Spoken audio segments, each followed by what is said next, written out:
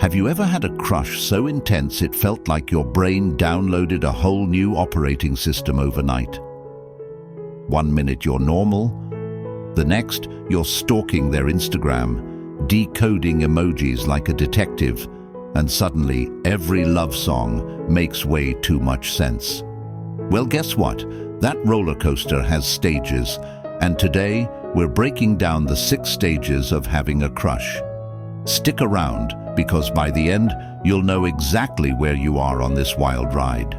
Welcome to Wisdom Inspired, where we talk psychology, relationships, and everything the human heart struggles to explain. If you've ever been caught smiling at your phone for no reason, or completely blanked when your crush said, "Hi," this video is for you. And hey, before we dive in, hit that subscribe button so you don't miss out on the next time I decode the psychology of love, attraction, and heartbreak. Stage 1, the spark. This is where it all begins. You notice them. Maybe it's their laugh, maybe it's how they explain something, or maybe it's just that mysterious vibe they give off. Your brain immediately releases dopamine, the feel-good chemical, making them seem a little shinier than everyone else. And let's be honest, suddenly they're not just a person, they're the person. But once the spark ignites, the real obsession kicks in, which brings us to Stage 2, the daydream phase. You know this stage. You're replaying your 5-second conversation in your head like it deserves an Oscar. Every text gets analyzed, every smile feels like a sign. Science says your brain actually activates the same circuits as addiction here, which explains why you can't stop thinking about them.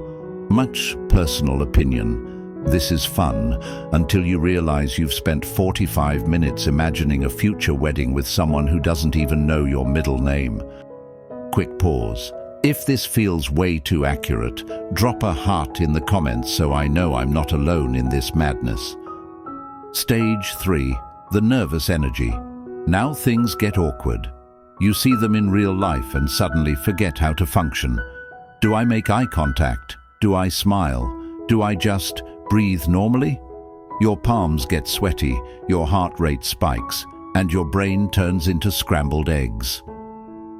Fun fact, that's adrenaline and cortisol, your body's stress response, making you feel like you're running a marathon just by saying, "Hey." But if you survive that, you graduate to Stage 4, the stalker syndrome. Okay, not real stalking, but admit it. You've checked their Instagram 3 times today. Maybe even their old Facebook posts from 2014. Crushes trigger curiosity, and the brain craves information about the object of desire. The dangerous part, you start building an idealized version of them, ignoring red flags because the fantasy feels too good. Stage 5, the hopeful delusion. This is where every little thing feels like proof. They liked your story, clearly they're in love. They borrowed a pen, soulmate energy. Psychology calls this confirmation bias. You're only noticing things that confirm your hope, while ignoring evidence that maybe they're just nice. Relatable example, your friend is rolling their eyes while you're busy writing their last name next to yours in a notebook. And then finally, the last stage, the moment of truth. Stage 6, the reality check. Here's where it gets real. Either you confess and find out if the feeling is mutual, or you accept that it was just a passing infatuation. Reality hits, and it can be bittersweet. But this stage matters the most, because it shows whether it was real chemistry or just your imagination doing overtime. And if it doesn't work out, don't worry, you'll survive, because crushes are less about them and more about how they reflect what you crave in life. So, which stage are you stuck in right now? The spark, the daydream, or maybe the hopeful delusion? Let me know in the comments, because I guarantee we've all been there. And hey, if you enjoyed this breakdown, make sure you subscribe, because next time I'm covering something even deeper: why we fall for people we know aren't good for us.